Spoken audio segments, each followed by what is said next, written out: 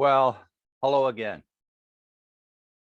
And today I would like to talk about the second ring I have. I have two rings. So today I'm going to talk about this ring. I don't know if you can see it too clearly. But anyway, the ring says, "We won't give up." And today I would just like to tell you the story of that ring, which I've worn now. I got it made up specially, and the same as the other ring, but probably about four years ago in that area. But anyway, I would like to tell you the story of the ring because it means a lot to me. So anyway, there were many times in my life when I genuinely felt like giving up. Too many times to mention. So I know what it feels like to feel like giving up. I really know what it feels like. One of the reasons that I never gave up was that somewhere around 7 years ago, I had a neighbor and her name was Patty. And she was there for me when I was going through the valley of the shadow of death. And she made me promise that no matter what happened, she made me promise that I would never give up. And at that time I was suicidal, and I thought about it all the time because I was so depressed.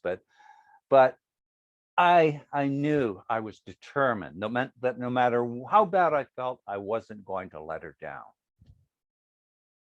I also promised my higher power that I was never going to give up, even though there were times when I almost felt like giving up.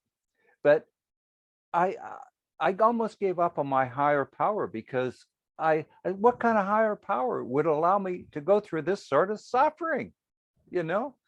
So I almost gave up. There were times when I didn't talk to my higher power for long periods. I was confused and I was, really depressed.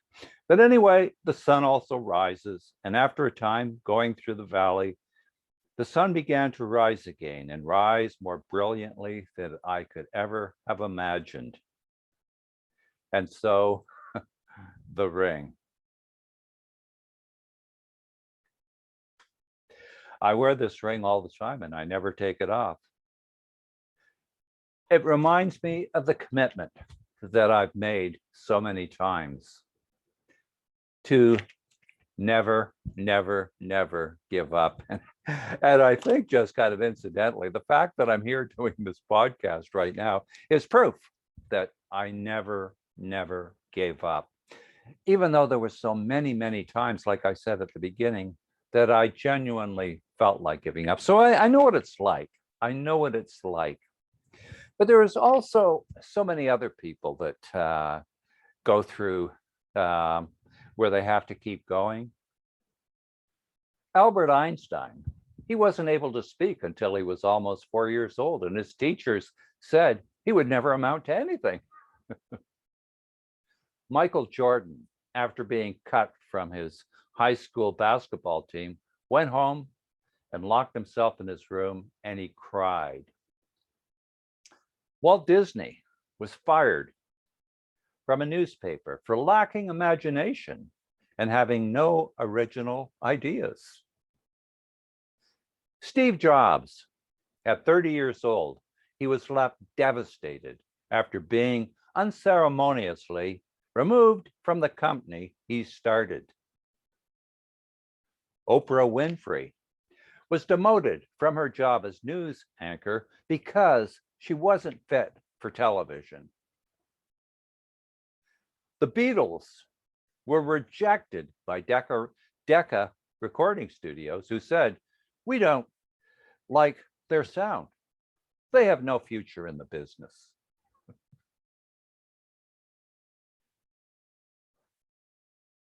And Muhammad Ali said, "He who is not courageous enough to take risks will accomplish nothing in life." Winston Churchill said, "If you're going through hell, keep going. the most essential factor is persistence, the determination never to allow your energy or enthusiasm to be dampened by the discouragement that must inevitably come. That was James Whitcomb Riley. And Vince Lombardi said, it's not whether you get knocked down, it's whether you get up. So all these are great, great truths that we can embrace. And how about this guy? In 1832, he lost his job. In 1832, he was defeated for legislature. In 1833, he failed at business. In 1834, he was elected to legislature. In 1835, his sweetheart, Anne Rutledge, died.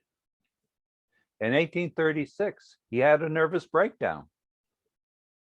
In 1838, defeated for Speaker. In 1843, defeated for nomination for Congress. In 1846, elected for Congress.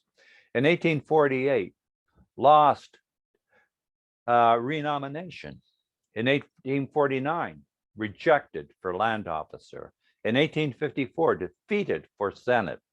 In 1856, defeated for nomination for vice president.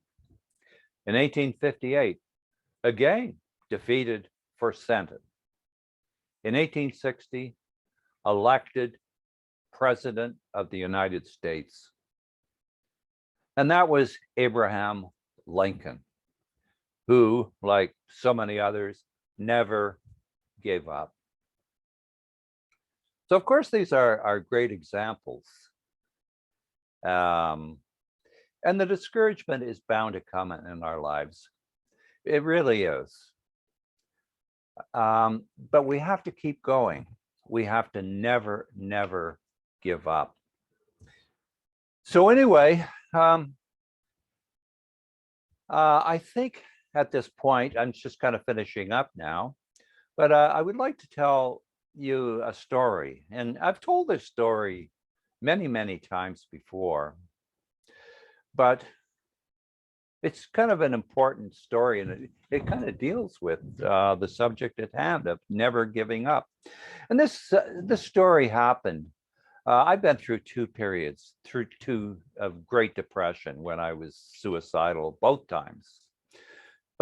And I felt like giving up both times, many, many, many times. But this was going back about 30 years ago. And this was kind of when I was at the lowest of lows. And I had a kind of a sponsor type of person. His name was Bill, and he was a dermatologist.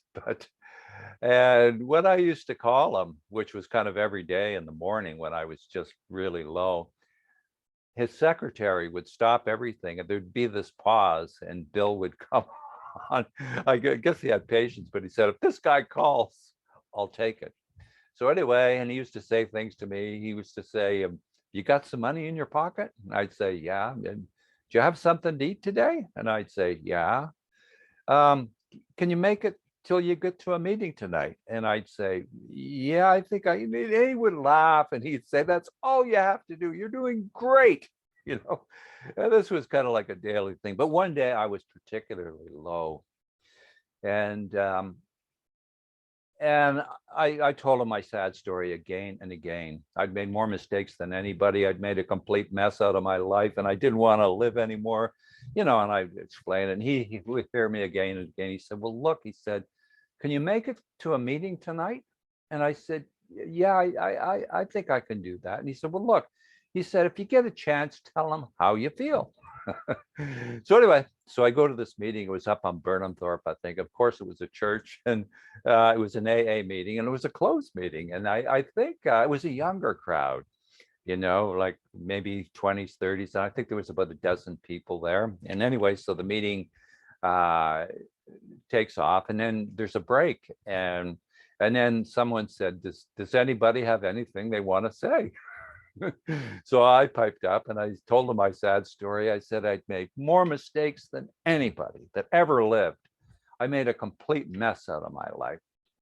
And because of that, I see no hope whatsoever and I don't want to be around anymore. And, I explain, maybe 2 or 3 minutes, the same story I was telling everybody because that's how I felt, and everybody in that room took their turn telling me, I know exactly how you feel. I've been there before. The same thing happened to me, every person. And, I was just so blown away. I had no idea that other people could feel as bad as I did. And it was kind of like normal for addicts, for alcoholics you know, to go through this sort of thing. When I left that meeting, I was just kind of like higher than a kite, like, wow, other people can feel the way I'm not alone. It was an incredible experience, and it was a big part of my recovery. And just to inspire me to keep going and to never give up. And things like that along the road are really inspiring, and they're so necessary if we're going to make it. And anyway, I'm so thankful now that I never gave up, because now I'm in a position where I help other people. And I invite them to a meeting where they're not alone. And we can talk about what they feel like. We can talk about how hurt they are. We can talk about their addiction. We can say, it's not your fault. We can talk about, it's okay to be human. It's okay to feel bad like this. It's okay to make mistakes. We all make mistakes, and it's okay. And we inspire and we lift up each other. And it works. It really works. We help each other to do as a group what we can't do on our own. And this is been such a big thing in my life, because I certainly could never do it alone. There was Bill, there was Jack, and there was Patty, and many other people that were there to inspire and help me. And the fact that I'm here today is because my thanks go to those people, and Jimmy. People who just were really there for me. And all those people mean so much to me. And I'm so thankful to be able to pay back, sort of thing, and to help other people now. And nothing makes me happier than to do that. And I'm just thinking kind of like, I think one of the greatest compliments I ever received, and this was, I don't know, four years ago in that area, and a woman who was doing well, and one day she said to me, she said, I never gave up because of you, because what you said to me. And that just makes me feel so great to hear that. And I've heard that quite a few times over the years. So anyway, no matter what happens, no matter how bad you feel, the message is keep going. Keep going. Never, never, never, never, never, never, never give up. Never.